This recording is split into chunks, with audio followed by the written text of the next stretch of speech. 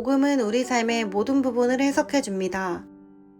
예배를 통해 모든 부분들이 풀리고 해석되는 은혜가 있으시길 바랍니다.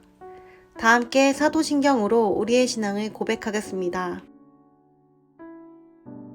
전능하사 천지를 만드신 하나님 아버지를 내가 믿사오며 그 외아들 우리 주 예수 그리스도를 믿사오니 이는 성령으로 잉태하사 동정녀 마리아에게 나시고 본디오 빌라도에게 고난을 받으사 십자가에 못 박혀 죽으시고 장사한 지 사흘 만에 죽은 자 가운데서 다시 살아나시며 하늘에 오르사 전능하신 하나님 우편에 앉아 계시다가 저리로서 산자와 죽은 자를 심판하러 오시리라.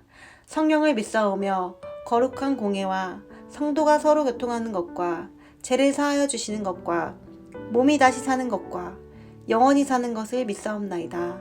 아멘.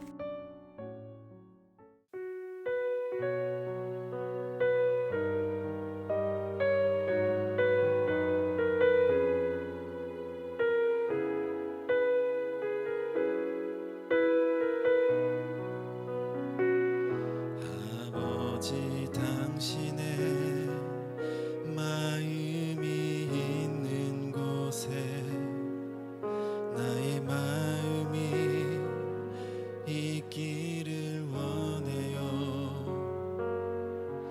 아버지 당신의 눈물이 고인 곳에 나의 눈물이 고이길 원해요. 아버지 당신이 바라보는 영혼에게 나의 두 눈이 향하길 원해요. 아버지 당신이 울고 있는 어두운 땅에 나의 두 발이 향하길 원해요.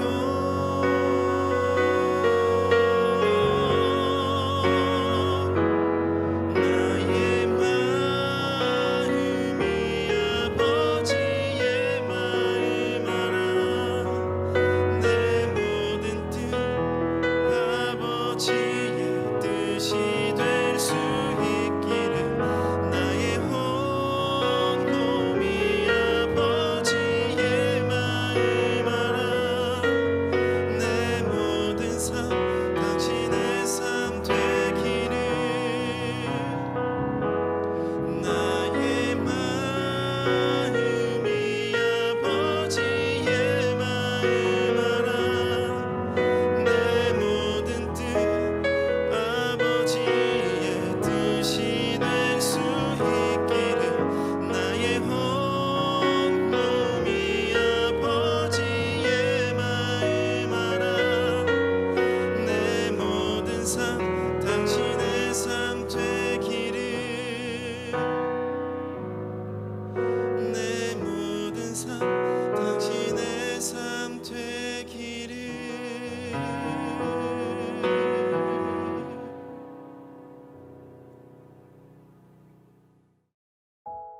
오늘 함께 나눌 말씀은 사도행전 22장 1절에서 11절입니다.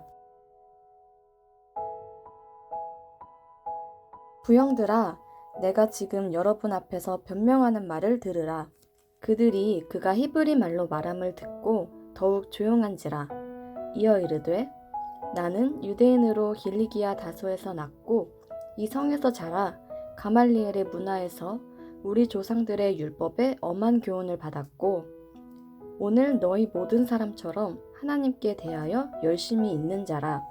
내가 이 돌을 박해하여 사람을 죽이기까지 하고 남녀를 결박하여 옥에 넘겼노니 이에 대제사장과 모든 장로들이 내 증인이라.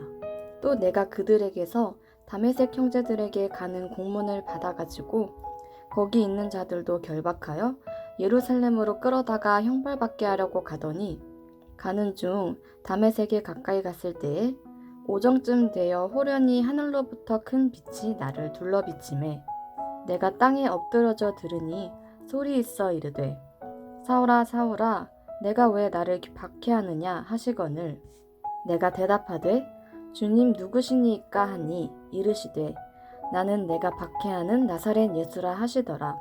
나와 함께 있는 사람들이 빛을 보면서도 나에게 말씀하시는 이의 소리는 듣지 못하더라. 내가 이르되 주님 무엇을 하리이까? 주께서 이르시되 일어나 다메섹으로 들어가라. 내가 해야 할 모든 것을 거기서 누가 이르리라 하시거늘. 나는 그 빛의 광채로 말미암아 볼 수 없게 되었으므로 나와 함께 있는 사람들의 손에 끌려 다메섹에 들어갔노라. 아멘.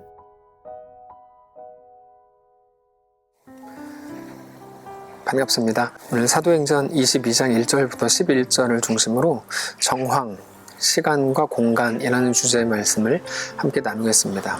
오늘 본문은 바울이 자기를 죽이려던 유대인들에게 한 말입니다.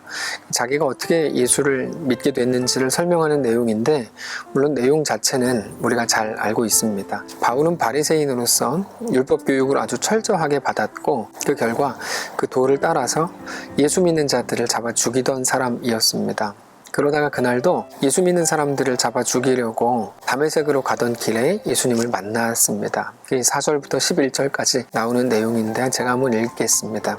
내가 이 돌을 박해하여 사람을 죽이기까지 하고 남녀를 결박하여 옥에 넘겼노니 이에 대제사장과 모든 장로들이 증인이라. 또 내가 그들에게서 다메섹 형제들에게 가는 공문을 받아가지고 거기 있는 자들도 결박하여 예루살렘으로 끌어다가 형벌받게 하려고 가더니 가는 중 다메섹에 가까이 갔을 때 오정쯤 되어 후련히 하늘로부터 큰 빛이 나를 둘러비추매 내가 땅에 엎드러져 들으니 소리가 있어 이르되 사울아 사울아 너가 나를 왜 박해하느냐 하시거늘 대답하되 주님 누구십니까 하니 이르시되 나는 너가 박해하는 나사렛 예수라 하시더라. 나와 함께 있는 사람들은 빛을 보면서도 나에게 말씀하시는 이의 소리는 듣지 못하더라. 내가 이르되 주님 내가 무엇을 하리이까? 주께서 이르시되 일어나 다메섹으로 들어가라. 너가 해야 될 것을 거기서 누가 이르리라 하시거늘 나는 그 빛의 광채로 말미암아 볼 수 없게 되었으므로 나와 함께 있는 사람들의 손에 끌려 다메섹에 들어갔노라. 여러 가지 설명을 할 수 있겠지만 바울이 지금 이 말을 하고 있는 핵심은 바로 이겁니다. 자기가 다메섹으로 가던 길에 예수님께서 적극적으로 자기를 만나주셨다. 이 얘기하고 싶은 겁니다. 그래서 어쩌라고요? 그래서 나는 오늘 여기까지 온 거다. 이거죠. 바울이 말하려는 핵심이 바로 이겁니다. 나는 내 의지나 내 열정이나 내 계획에 따라서 여기까지 온 게 아니고 하나님께 붙들려 왔다. 이끌려 왔다. 바로 그겁니다. 자, 그러면 상식적으로 그렇게 갑자기 예수님이 그에게 나타나셔서 바울이 가던 길을 막고 그래서 바울이 예수를 믿게 됐다면 이제 하나님께서 바울의 삶을 책임져야 되지 않겠는가 하는 겁니다. 바울이 하나님을 믿기로 했으니까 이제는 하나님은 바울을 더 평안하고 더 잘되고 또 부러움을 살 만한 그런 인생이 되게 해주셔야 되지 않냐는 거죠. 그게 매일 우리가 꿈꾸는 내용입니다. 우리가 예수를 믿으면서 늘 기대하고 꿈꾸는 게 그겁니다. 예수를 믿었으니 이제는 이 세상에서 잘 먹고 잘 살기를 기대하는 거죠. 근데 여러분 한 가지를 기억하십시오. 예수 믿고 꾸는 꿈이 고작 그거라면 다시 말해서 예수를 믿는다고 하면서도 여전히 이 땅의 삶이 전부인 줄 안다면 이 땅의 삶에서의 모든 것으로 내 예수 믿는 것이 판단된다고 생각한다면 그거는 하나님이 우리 삶을 이끄시고 이루시려고 하는 하나님의 목적에 대해서 완전히 모르는 것과 같습니다. 왜 그런가 하면 하나님이 우리의 삶을 이끄시는 길이 뭔데요? 우리 삶에 행하시는 일들의 목적이 무엇인데요? 그거는 바울의 삶을 보면 압니다. 자, 하나님은 세상적으로 잘 살던 인정받고 나름대로 존경받으며 살던 바울의 삶에 갑자기 나타나셔서 그 길을 딱 가로막으십니다. 바울의 길을 가로막으셨다는 말은 바울의 모든 계획과 모든 일정이 그때 딱 막혔다는 거고 그거는 단기적인 계획이 바뀌었다는 게 아니고 인생 전체의 계획과 그의 길이 완전히 틀어졌다는 의미입니다. 그리고 나서 바울이 이끄는 인생이 아니고 하나님이 이끌어 가시는 인생이 그때부터 펼쳐지더라는 거죠. 근데 하나님이 이끄시는 삶이라고 하는 거는 바울이 이끌어가는 것과는 완전히 다른 것이었습니다. 바울은 이 땅에서의 삶을 준비하고 이 땅에서의 삶을 살아가는 게 전부였는데 하나님은 이 땅에 속한 자가 아니라 하늘에 속한 자로 하나님 나라를 준비하는 자로서 바울을 이끄시더라는 겁니다. 그건 우리 모두가 마찬가지입니다. 그게 가장 큰 차이입니다. 이 땅의 삶이 전부인 줄 알고 이 땅을 위해 살아가는지, 모든 결정과 모든 선택이 나를 위한 나 중심의 것들인지, 아니면 하늘에 속한 자로 하나님 나라를 위해 삶을 살게 하시는지, 그 차이라는 거죠. 근데 하나님 나라를 위한 삶, 하나님 나라를 위한 결정이라고 하는 건 어쩌면 이 땅에서의 모든 스텝이 꼬이게 만드는 것처럼 보이기도 한다. 이것이 이제 함정입니다.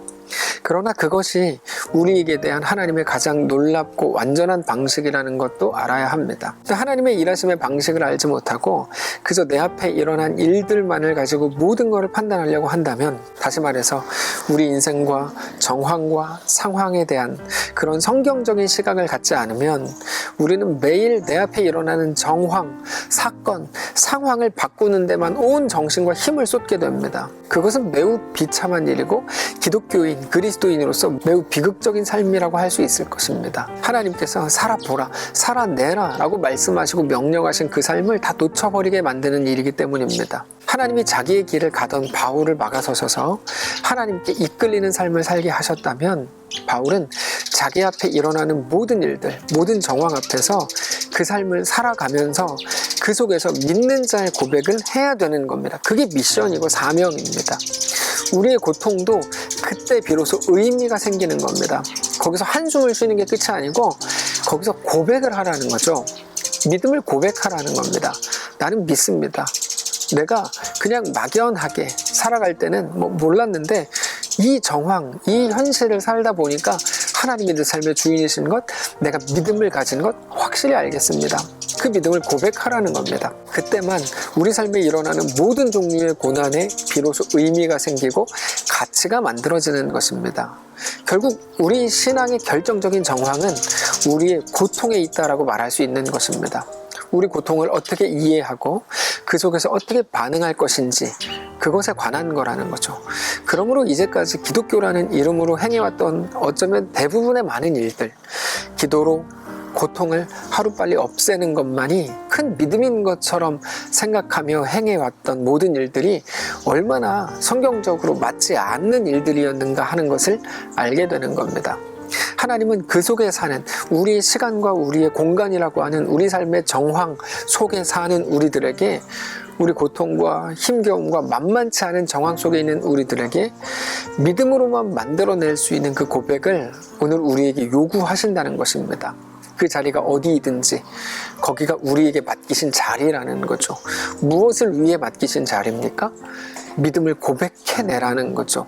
결국에 우리가 있는 자리가 어느 자리이든지 그 자리는 하나님이 세우신 자리고 하나님이 밀어 넣으신 자리라는 것을 여러분 우리가 꼭 기억해야 합니다.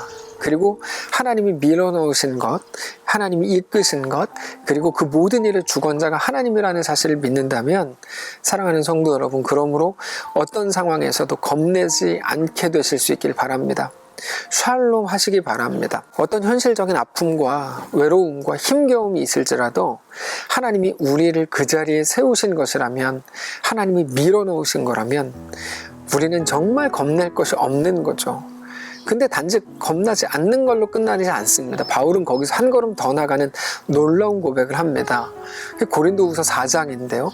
고린도후서 4장 8절 이하 제가 읽겠습니다. 우리가 사방으로 우겨쌈을 당하여도 쌓이지 아니하며, 답답한 일을 당하여도 낙심하지 아니하며, 박해를 받아도 버림받지 아니하며, 거꾸러뜨림을 당하여도 망하지 아니하고, 우리가 항상 예수의 죽음을 몸에 짊어짐은 예수의 생명이 또한 우리 몸에 나타나게 하려 함이라. 우리 살아있는 자가 항상 예수를 위하여 죽음에 넘겨짐은 예수의 생명이 또한 우리 죽을 육체에 나타나게 하려 함이라. 그런즉 사망은 우리 안에서 역사하고 생명은 너희 안에서 역사하느니라. 박해를 받고 거꾸러뜨림을 당하고 죽음을 몸에 짊어지고 죽음에 심지어 넘겨지는데, 그게 하나님의 이끄시는 우리의 인생, 성도의 인생이라는 거죠.